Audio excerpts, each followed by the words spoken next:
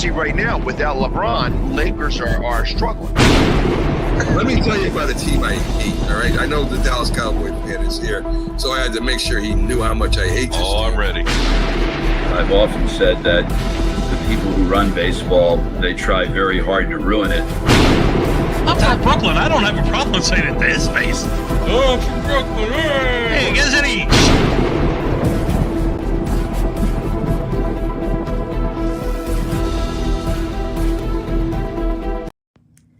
Hi guys, thank you so much for joining my show. You have a special treat tonight with my friend CJ, the PainKiller DeSimone. He is a diehard Jets fan and he will be hosting the show tonight while I celebrate my birthday this weekend. So enjoy the show. What's going on, ladies and gentlemen? Welcome to another edition of Sonja's show here on NESSP. My name is CJ, the PainKiller DeSimone, and I am sitting in for Miss Pearson tonight while she goes ahead and she does her wonderful, wonderful, wonderful, wonderful birthday weekend. And I hope she has a lot of fun, and I hope that a lot of people are out there talking to her, making sure that she is out there and all that good stuff. So, you know, there is so much to talk about. There really is. Now, normally you guys would talk about the things that are going on in the NFL with the Carolina Panthers and so on. And Sonja has her little stuff that she's going to do. But tonight, I'm kind of going to give it a little CJ flair. All right. So I've been given carte blanche to talk about a few different things. I do have a few topics that I'm going to go over tonight. And you guys have any questions or any input, please, please, please put them in the comment section. I will get them on the air. I will read questions. I will answer questions.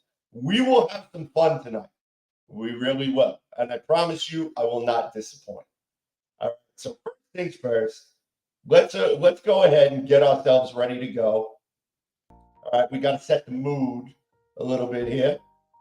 So now, there's a couple of things that I want to talk about first. Oh, by the way, the banner that you see on the bottom there. If you would like to send Miss Sonja a little gift, by all means, that is her Cash App information. That will be on for the entirety of the show. So please go ahead, send something out there. Wish her happy birthday. You know, I hope she's having fun. I really do. All right. So that being said, let's rock and roll. Let's get on with today's show. Now, talked about this a little bit on Wednesday night show, the Northeast Professional Sports Show, with that wonderful panel that we had there here at the network. The New York Jets and Assistant General Manager Rex Hogan have agreed to mutually part ways. And a lot of people seem to think that this is like a really big deal. And I'm going to be honest with you, it's really not. Now, Rex Hogan is a very, very well-respected front office person in league circles all over the place, all over the NFL. And I get it. He's been Joe Douglas's right-hand man, helped him out with the New York Jets draft. They had a couple of good drafts. They had Joe Douglas's first draft, which was a complete abomination, but we've also had some misses, okay? Kai Becton being one of them. And, of course, the one, the only, the one that gets everybody's blood boiling because of how much we sacrificed to get him, one Zach Wilson.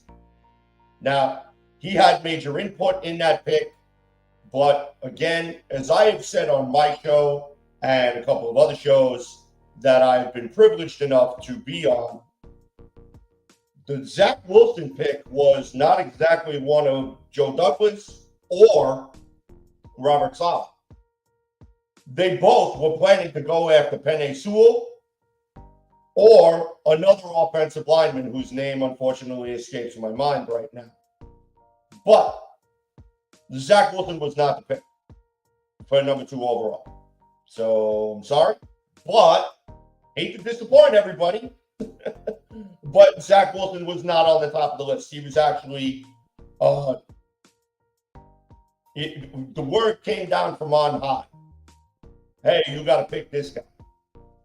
So it's like the Godfather came down and said, you need to pick this guy. This guy, Zach Wilson. He is going to be something for the New York Jets. I tell you. Somebody must have been smoking a peace pipe, a crack pipe, a bong, whatever your drug of choice was when they picked this kid.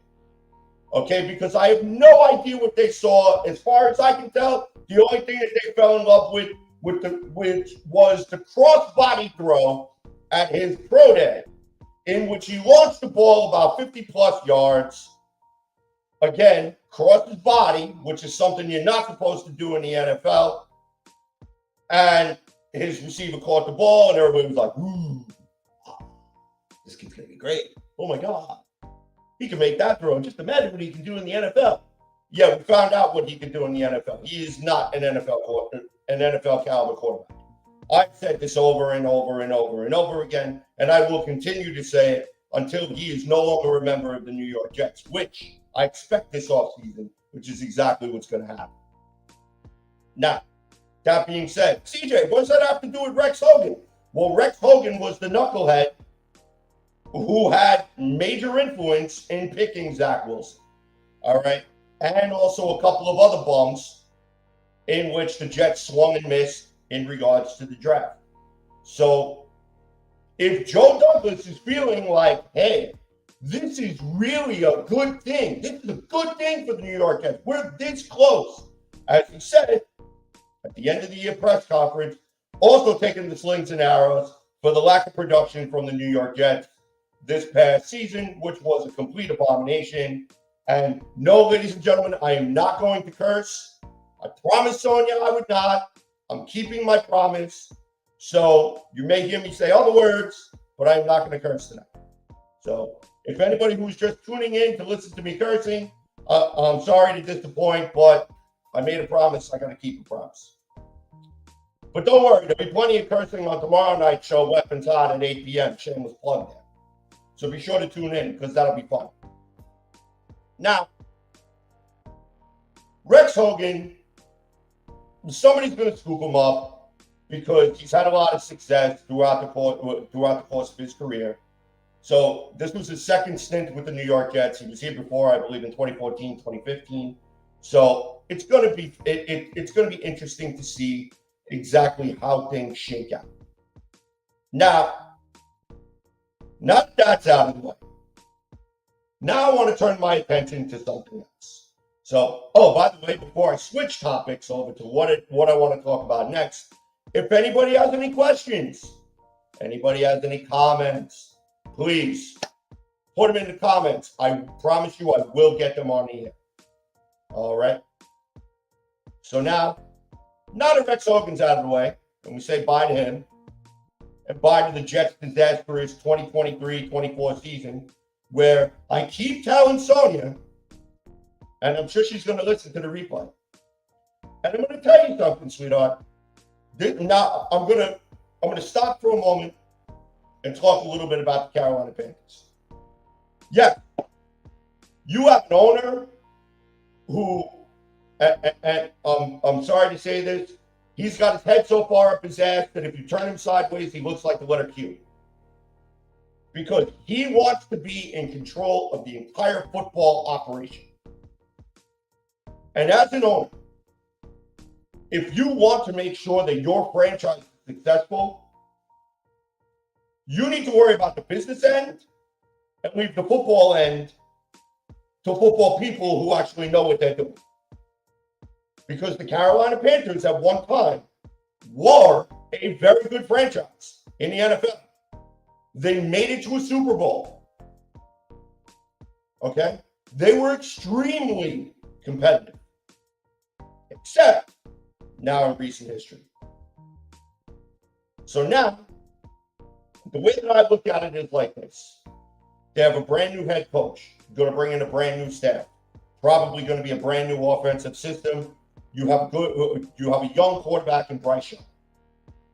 You have an opportunity now to look at him as a piece of clay and mold him into what exactly you want for your system. Now, Carolina Panthers fans out there, I want you guys to listen to the sound of my voice.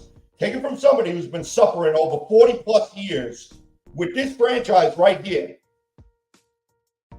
It's going to take at least 2 to 3 years for this team to really start showing good results. Here's the thing. Nobody got patience anymore. Because take a look at what DeMeco Ryans did with the Houston Texans and CJ Stroud. Okay? Sonja said that there were people within the Carolina Panthers organization that wanted CJ Stroud, but instead the owner said, I want Bryce Young instead. So that is exactly what happened in regards to that. Now, Bryce Young is not a bad quarterback, but you need to build an offensive line around him. He's shown you that he can take the hits. He's shown you that he can get the ball to his weapons, but you need to protect him.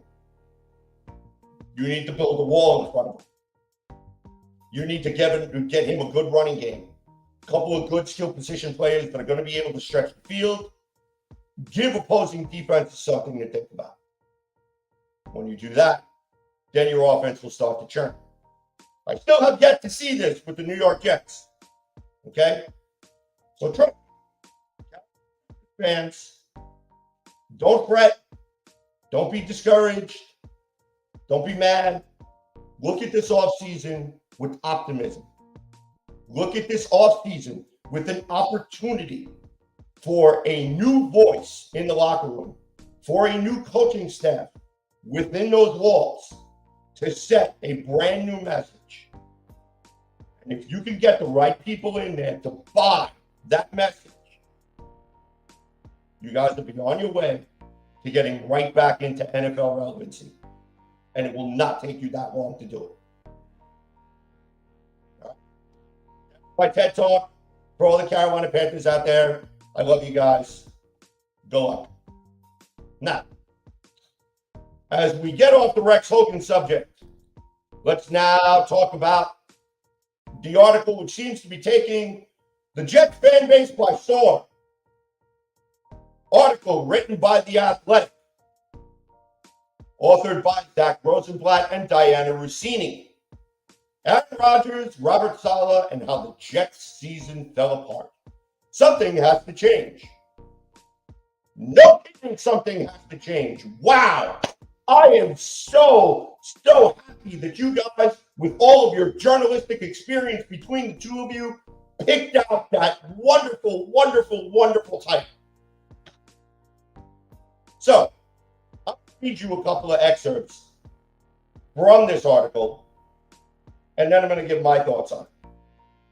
So, the first one, in which a lot of people gave themselves a whole lot of agita over this. Robert Saleh takes a picture on his phone. Aaron Rodgers in a number 8 New York jersey carrying the American flag as he ran out of the tunnel for the season opener. Who frigging cares? Plain and simple. Because you know what?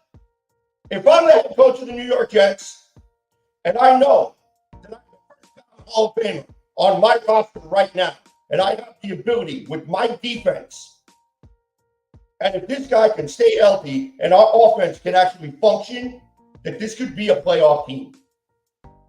That this team could actually be something that fans can be proud of. That instead of the New York Jets being a joke, they will actually be a relevant NFL franchise. Oh my goodness. Think of it. Oh, the New York Jets being relevant. Be still in my heart. Come on now, people. Do better. Y'all can do better. All right.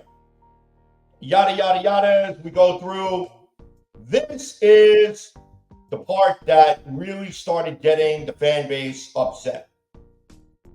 All right.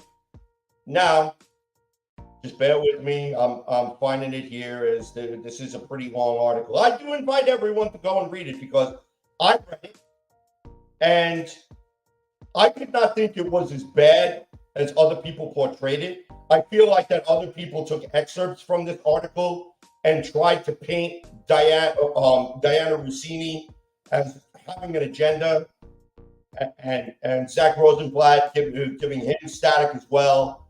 I'm not really. I don't see it.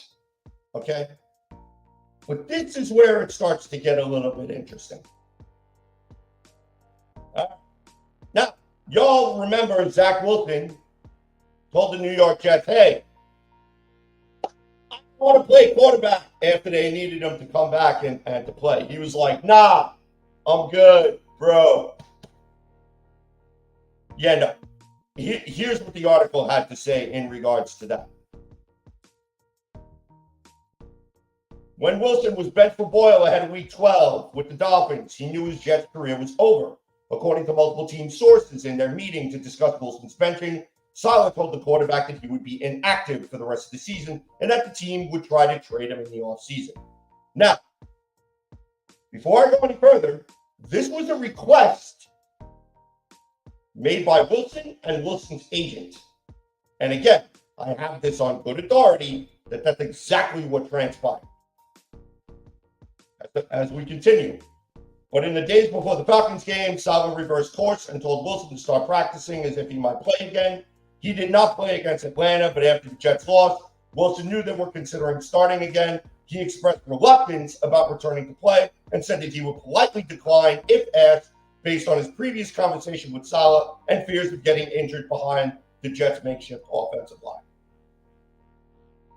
Let's rewind just a little bit here, people.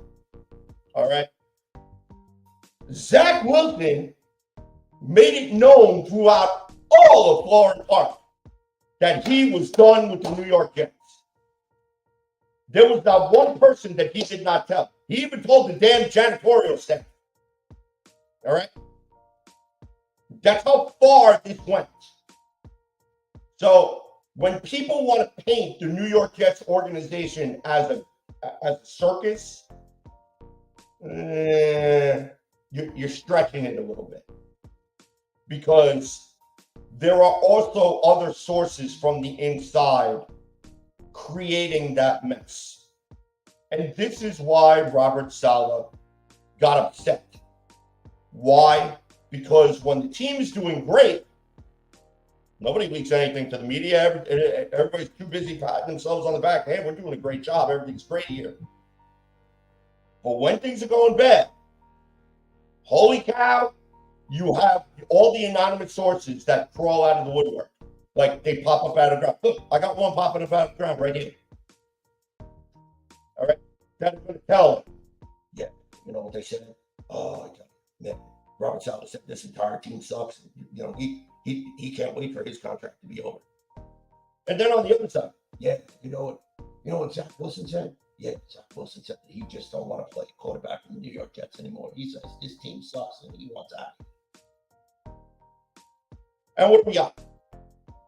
Now you got all of this, people going behind people's back, all these unnamed sources going ahead and saying all this garbage about the whole Zach Wilson situation.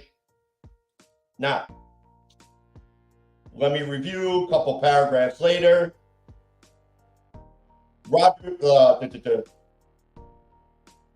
As Rodgers was pushing the limits of his Achilles rehab, determined to return in a little over 3 months, an unprecedented recovery time for that injury, Wilson, along with some Jets teammates and coaches, grew tired of the way Saleh fawned over Rodgers, according to team sources. I think he sacrificed so much already for the organization and himself and his teammates, and he's doing it again. Saleh said on November 30th as he discussed Rodgers' attempted comeback. I think it's a testament to who he is as a human. Now, Wilson told coaches and teammates he was under the impression he'd have a direct line to Rodgers, even after Rodgers tore his Achilles and flew home for California for surgery in the early stages of his rehab. Instead, Wilson barely heard from him. Now, I don't know exactly how true this was, because every time that Aaron Rodgers was asked if he's been keeping in touch with Zach Wilson. He has responded yes, that they talk quite frequently. So I don't really know if this is true or not. So, nevertheless, I continue. It was only after The Athletic reported about Wilson's hesitance that he went into Saleh's office and said he'd start again against the Houston Texans that week if asked. He did have the best game of his career, outdoing star rookie C.J. Stroud in a surprising 30-6 win before suffering concussion the next week that ended the season. Then things went sideways for Saleh after the report about Wilson's reluctance to return to the lineup. Scroll all the way down. Aaron Rodgers criticizing the organization, saying that things need to change, and that's exactly what ended up happening. I'm trying to find the quote, but there was an unnamed source who said that it's a mess. It's an effing mess. That's exactly what it was said. All right. Now, to me, if you want to read the rest of the article, I mean, that's entirely up to you. I encourage everyone to read the article because, again, it was painted in such a bad light, but only because of the fact that there were only pieces of the article actually divulged to the public. Some people decided to do a little copy and paste and put paragraphs in different orders, etc., etc. Put it on Twitter, put it on their blogs for clicks and likes. You guys are idiots. Maybe if you would have read the entire article and maybe given an opinion on the article, you would have seen that the article was not as bad as originally portrayed. Now, anybody, as far as I'm concerned, who's going to speak ill of the New York Jets organization, I'm sorry, but you have every right to. And the reason being is because when you don't win, when you are a mediocre team, when you shoot your mouth off and write checks that the organization cannot cash, this is the end result. And as a fan for as long as I've been, and I've given this opinion on my show plenty of times, right? You get tired of hearing. You get tired of hearing the, ooh, let's take flight, and this year is going to be great, and ooh, ah. It's like, yeah, do me a favor and show me on the football field. And I mean that. Because after a while, you just get completely tired of listening to the same garbage every time you turn on the television. The Jets are going to do this, the Jets are going to do that, and the Jets do absolutely nothing but break their fans' hearts every single season. I can't speak for the fan base, and I will not speak for the fan base, because there are many different opinions in regards to this franchise amongst the fan base. You have those that feel like the Jets will get it together. They have faith in the organization. They have faith in Saleh. They have faith in Joe Douglas, etc., etc. Everything's going to be great, and the Jets are going to win the Super Bowl next year. You have the other side, which the Jets stink. They can't do anything wrong. They're a circus. Everybody's got to get fired. Woody's got to sell the team because he sucks, and he's down in third. You got that. And of course, then you got all your different factions in the middle. Who likes Saleh? Who hates Douglas? Who likes Douglas? Who hates Saleh? Who hates the coaching staff? Who doesn't hate the coaching staff? Guy Fisher, I'm looking at you. Mr. Fire Jeff Ulbrich now all the time on every single comment you put out there. Now, that being said, again, every fan base is going to have their divisive subjects where people are not going to agree. This is one of them. So what I ask you, for anyone who's listening to the sound of my voice tonight, read the article and make your own opinion. That's all. Use your brain. Use your brain. That's it. Make the opinion for yourself after reading the article, and don't be a sheep. If you read the article and you get mad and you think that it's trash and the Athletic is this and Diana Rossini's that and Zach Rosenblatt is this, Fine. That's your opinion. That's how you feel. You are 100% entitled to how you feel. And you know what? I get it. Because if that were me, I wouldn't want somebody telling me how I should feel about a particular article. But if you're actually paying attention to what's written within the article, and you're actually thinking about it, instead of immediately jumping to that conclusion, maybe you say, you know what, they kind of got a point. They kind of got a point about this. I may not agree with this and that and whatever, but I do agree with this. I do agree with this. I do agree with this. Whatever. So anybody who's reading the article, read it, make your own opinion, and just please don't be ashamed. That's all I ask. All right, so enough about that. Now, I've been jonesing to talk about this all night, and that's why I wanted to get the Jets news out of the way first, because now it's time to talk a little NHL. Oh yeah, can't wait.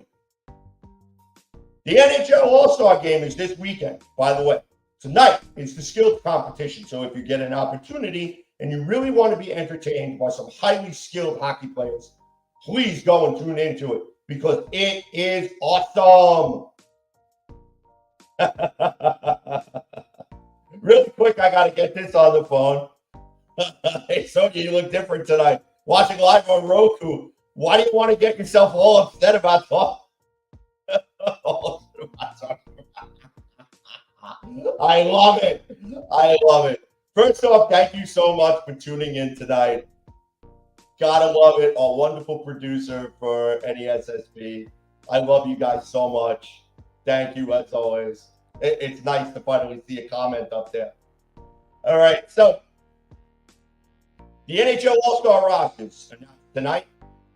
Now, the question that I want to pose to everyone here is, did the NHL finally get the All-Star format right? And the reason why I ask this question is because over the past few years, well, actually not few, let's go back about a decade, 10 or 12. So they've had different formats for the All-Star game. First it was East-West. Then it was Wales Conference versus Campbell Conference. All right. Now, for me, I'm an old school NHL fan.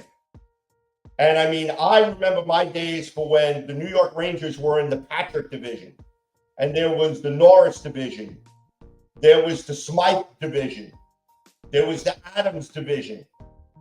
All right. There was so many different, they were named after awards. Okay.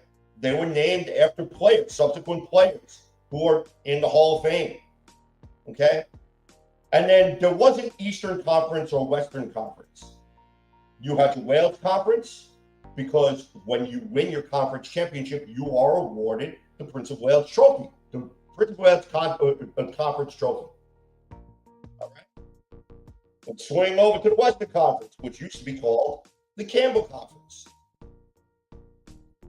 When you won your conference championship, you were awarded the Campbell's Trophy, or the Campbell's Conference Trophy. And then, of course, your Wales and your Campbell squared off in a 7-game series to play for the right to hoist Lord Stanley's Cup.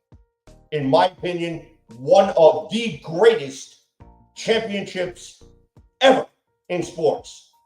Don't give me the Super Bowl. Don't give me the World Series. Don't give me NASCAR's Winston Cup or Sprint Cup or whatever the hell they're calling it these days. Don't give me the NBA title. Nothing. There is no greater award, in my opinion, than the Stanley Cup. Because it is not a sprint. It is a marathon. But the playoffs are extremely, extremely tight. And if you have never seen an NHL playoff game, I encourage you this year, when the playoffs are on, whether it's ESPN covering it, the NHL on TNT, all right, other channels I believe are also going to be covering it. Give it a look. Give it a look. Even if you can't find the puck, even if you don't understand the game or whatever, watch the speed, watch the hitting, watch the athleticism. Takes a lot to play the NHL game. Takes a lot to play hockey at the NHL level. It really does. Not only at the NHL level, but also at the Olympic level. Because if you think about it, your Olympic level, your amateur level, incredibly competitive. Incredibly competitive. That's why in the Winter Olympics, to me, the only thing I care about bobsled and I care about Olympic hockey. That's it. Now, I digress. So I want to go through the NHL All-Star Game rosters. All right, so let's go ahead. Now, for Team Matthews, obviously, this year they have celebrity captains. So this year's celebrity captain was Mr. Justin Bieber, the Biebs. All right. Captain of the team, center from the Toronto Maple Leafs, Mr. Austin Matthews. Assistant captain, defenseman for the Toronto Maple Leafs, Mr. Morgan Riley. On the right wing, also from the Toronto Maple Leafs, William Nylander. And also on the right wing from the Toronto Maple Leafs, Mitch Marner. Now, from the Dallas Stars, between the pipes or in the crease or whatever your metaphor would be, in net, Jake Ottinger. Now, it really starts getting interesting. Also selected, center from the Arizona Coyotes, Clayton Keller. Center for the New York Islanders, Matthew Barzal. Also backstopping Team Matthews, goaling for the New York Rangers, Igor Shesterkin, who, in my opinion, I'm sorry, the way that Igor has played this season, I don't think he deserved to get the All-Star nod. I believe that Jonathan Quick should have gotten the All-Star nod. But, just saying, I want to put that out there. On the left wing, from the Nashville Predators, Mr. Philippe Forsberg. On the right wing, from the Detroit Red Wings, Alex DeBrincat. And rounding it out, center for the New York Rangers, Mr. Vincent Trocheck, who is having an unbelievable season this year. And now, we have Team McDavid, celebrity captain Will Arnett, making these picks. Starting with the captain, the aforementioned center from the Edmonton Oilers, Connor McDavid, and his assistant captain, no one other than center Leon Draisaitl, the dynamic duo from the Edmonton Oilers, the hottest team in the NHL going into the All-Star break. At the backstop, goalie from the Winnipeg Jets, Mr. Connor Hellebuyck. In my opinion, the top goaltender in the league right now, and probably is on pace to win himself a goaltending award. The Vezina Trophy, I'm sorry. Brain needed time to catch up. On the right wing, from the Boston Bruins, David Pastrnak.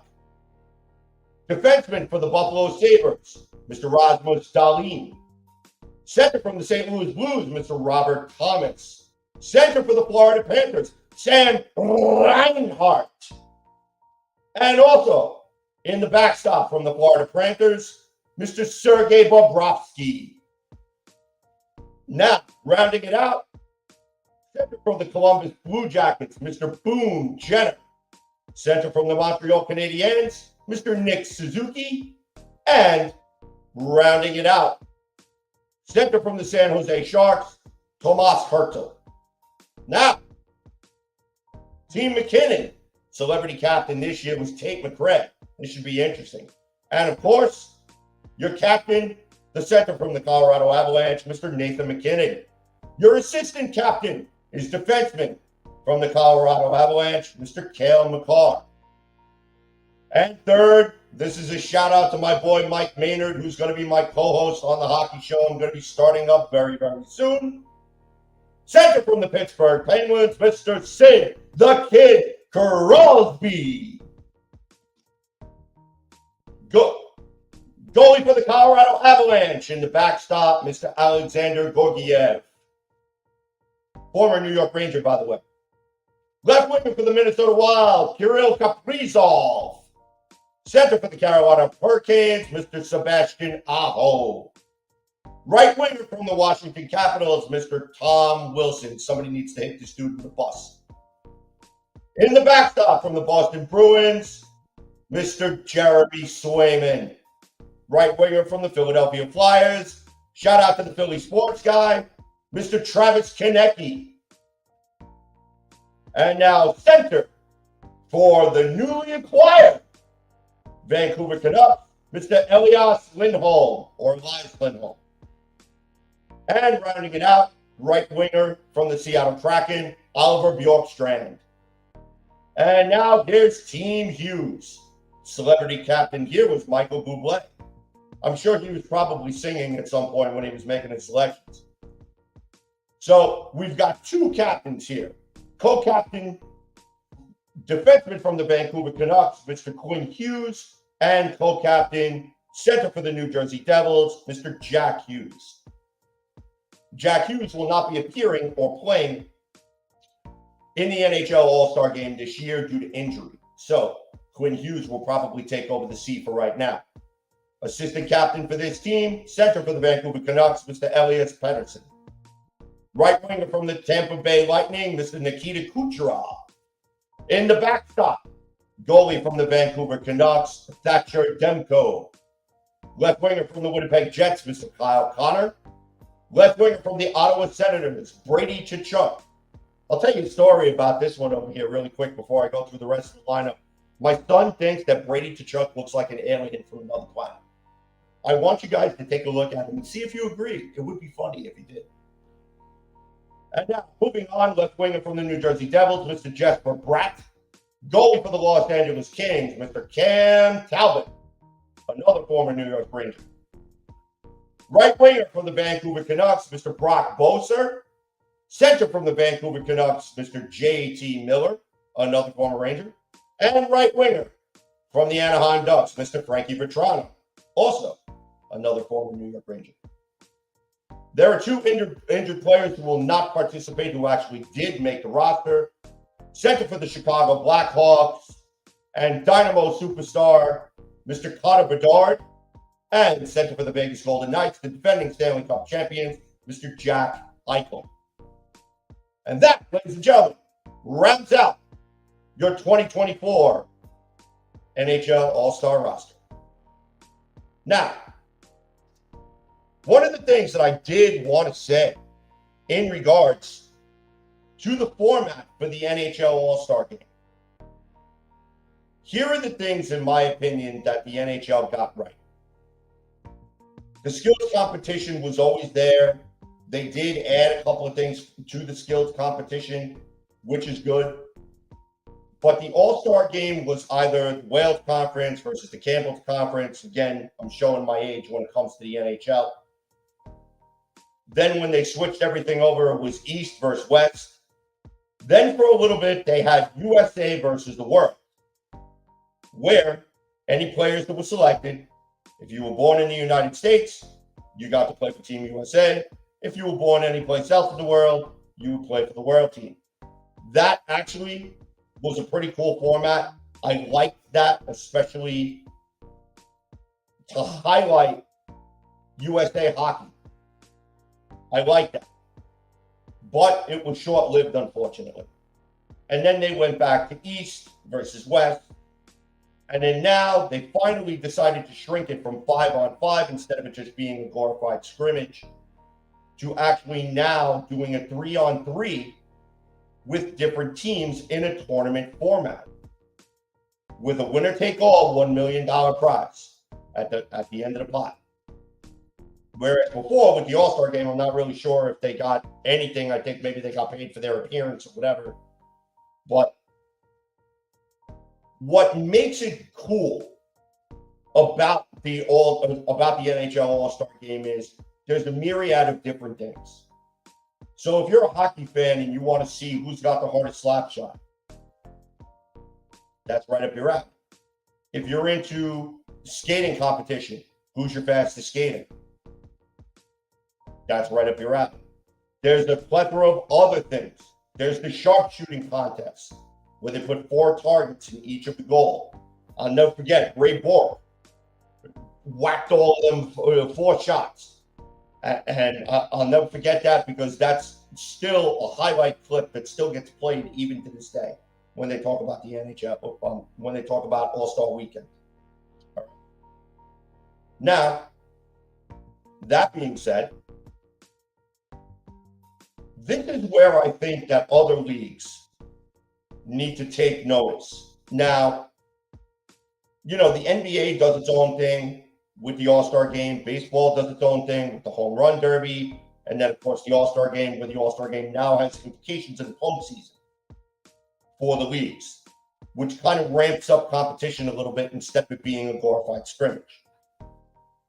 My thought was, I think the NFL should do something like this and incorporate it instead of having the Pro Bowl, which is going on this weekend. Yes, the Pro Bowl skills competition was last night, and on Sunday there's the flag football game and a couple of other events that the NFL are going to be displaying for Pro Bowl weekend. To me, if you really want to get fans interested in the Pro Bowl again, put it in the middle of the season. And if you want to do a flag football game, or if you want to do like a glorified scrimmage or whatever, do it that way.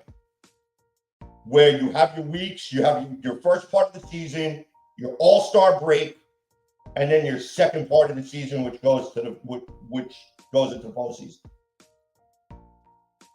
If you guys could do a Thursday night game, a Black Friday afternoon game, a Saturday game, multiple Saturday games, multiple Sunday games, multiple Monday night games, you can figure out a way to make this work. That's all I'm going to say. I'm curious to know you guys' position on that and your opinion. Please put it in the comments. I really would like to know. Now that we've covered the NHL All-Star Game, let's actually talk a little bit about some NHL news, as we got about 17 minutes left to go on the show. So let's have some fun with it. All right.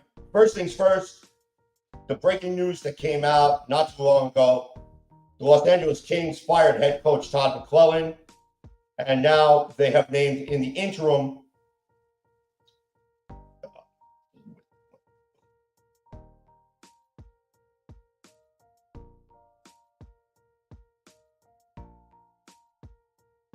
Mr. Hiller. Kings are charging Hiller, who was in his second season as an assistant, trying to find a solution. This will be the first time Hiller will serve as an NHL head coach. So, and McClellan now follows 1, 2, 3. Let's see, Edmonton, Minnesota, St. Louis, and the Islanders. Yeah, they're the 5th team this season to fire their coach, midstream to make a coaching change. And the reason being is because sometimes your message is not being accepted or not being listened to. It becomes like white noise. And there's only so many times you can yell at these players. There's only so many times where you can berate and scream and knock over Gatorade coolers and stuff like that before it just becomes to the professional athlete, it just becomes like a phone call to the agent. Hey, listen, can you get me out of here? I don't want to play here anymore. But you have veterans on the team that'll step up and see, like Drew Doughty stepped up, Anze Kopitar stepped up, where they actually have said and mentioned that things had to change, because they went from being one of the hottest teams in the NHL. They had a tremendous road streak. And then all of a sudden they started dropping off. And now they hold one of the 2 wildcard spots in the Western Conference, where before they were leading their division. So, yeah, some things needed to change there.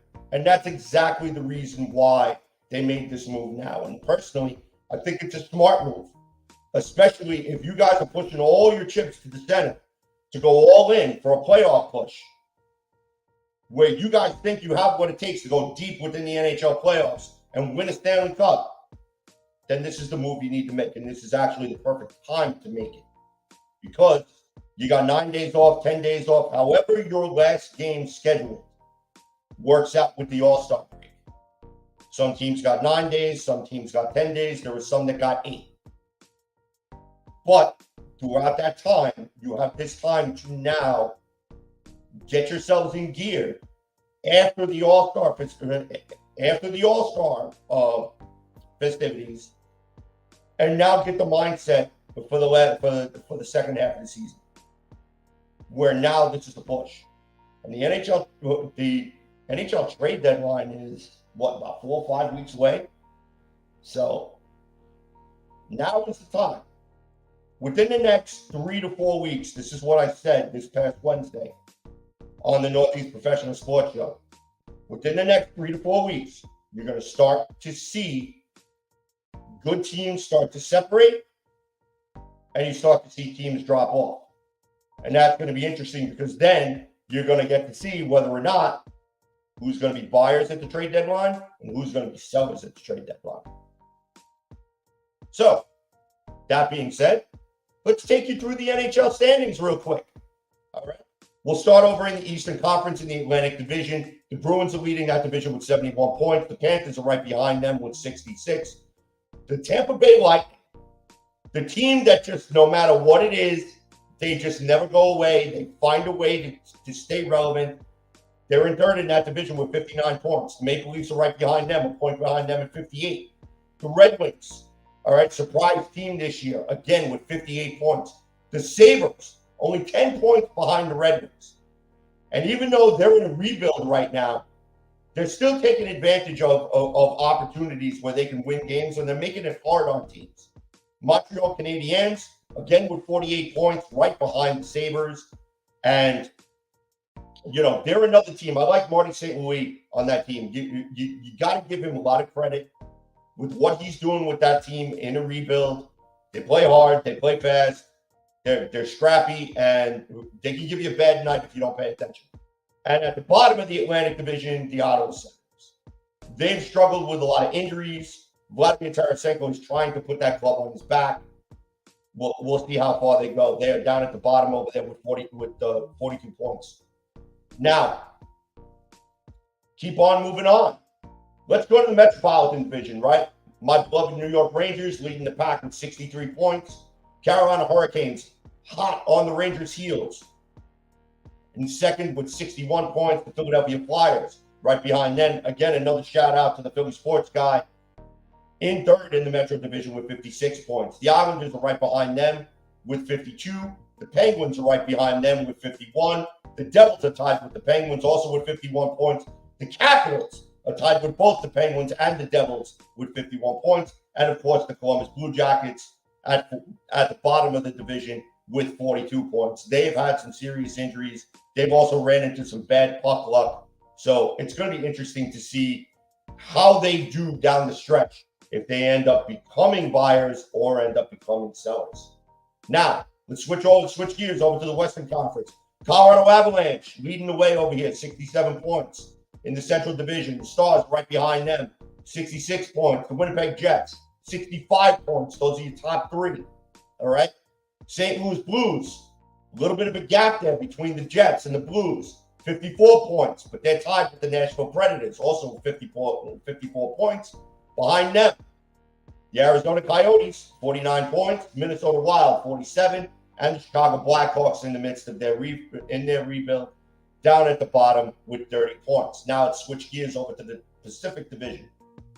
One of the hottest teams in the NHL, Vancouver Canucks. They're leading that division with 71 points.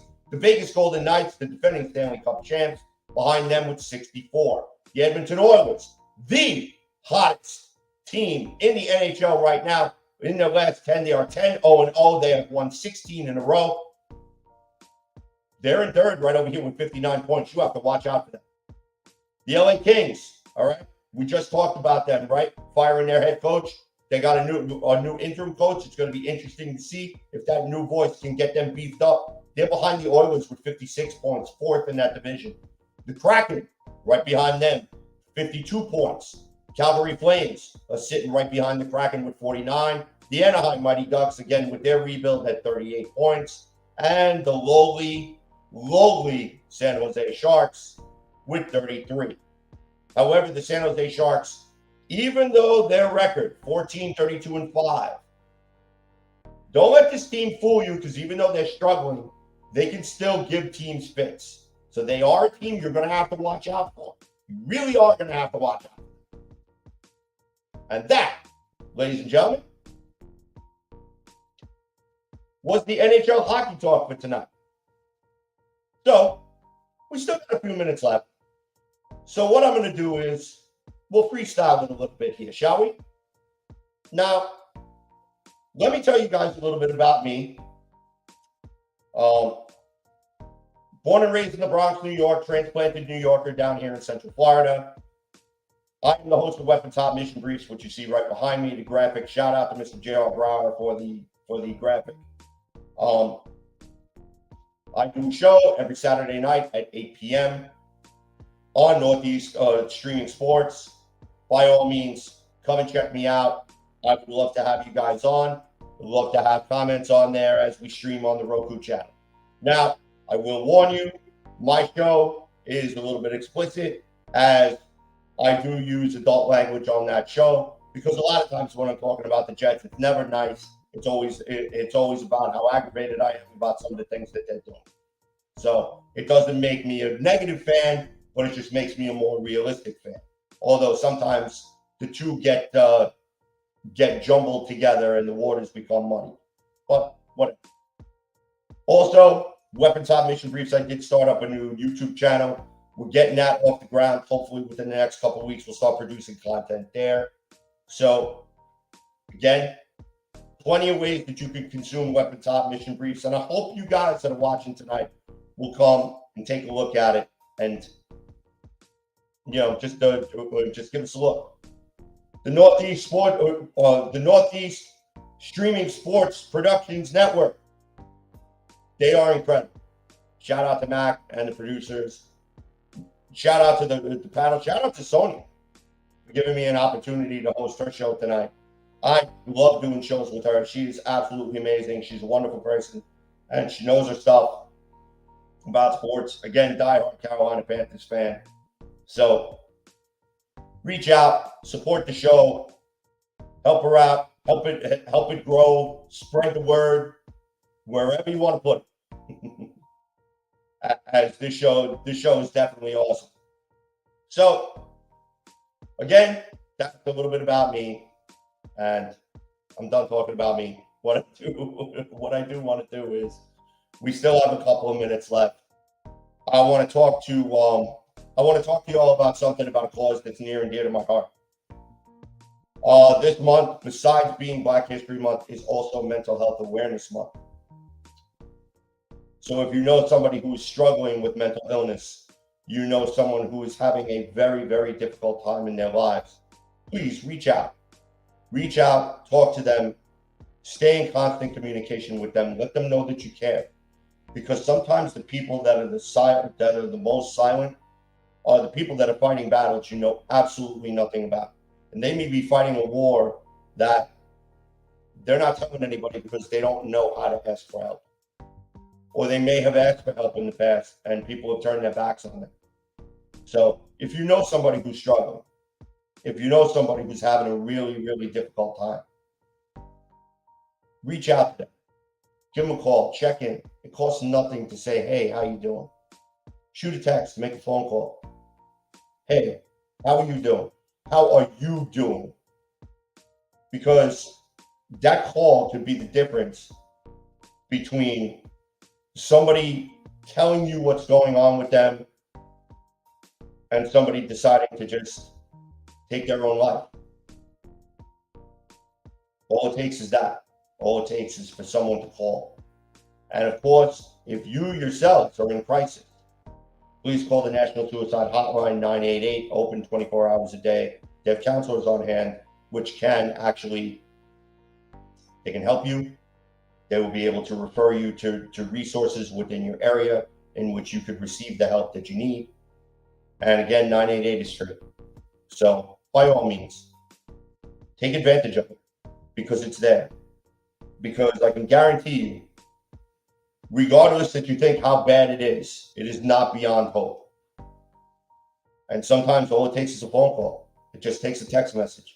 It just takes someone to show someone else who is struggling and in that pit, in that darkness, that you care. And when you do that, you have no idea the difference that you will make in somebody else's life. You really don't. You may have that friend that maybe you only talk to maybe once every 2-3 months. And you may not even know what's going on with them. That person may have lost their job. Their spouse may have left them. They may have had a death in the family. You know, it's always good. It's always good to reach out. And the host of the show, Sonja Pearson, tuning in. Thank you so much for hosting my show tonight. Sonja, thank you for giving me the opportunity. Thank you for trusting me with the vehicle tonight. I hope I did a good job and I hope I made you proud. And all your followers, be sure to go out there, like, share the show, get it as far out so we can get people seeing it. All right. So with that, it's pretty much all that I have to say. Thank you, Sonja. Thank you so much.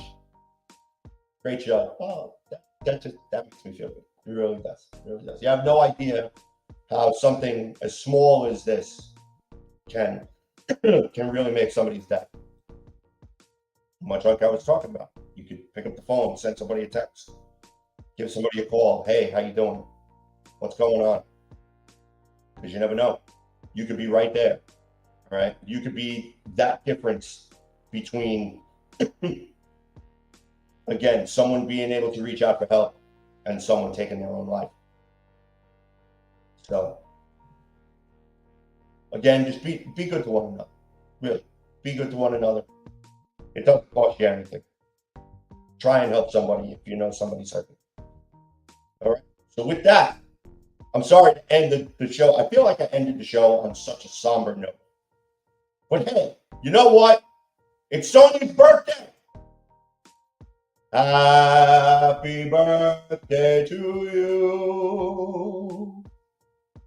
So be sure to be sure to give her a be sure to send her a message, wish her happy birthday if you want to send her a gift. Again, Cash App information on the banner at the bottom of the screen. By all means, shoot her a message, say hello, let her know how much you care, let her know that you support her show. Thank you. You are most welcome. You are most welcome. Thank you again for giving me the keys to the vehicle tonight. So, with that, I am CJ the PainKiller DeSimone, sitting in for Miss Sonja Pearson, who is enjoying her birthday weekend.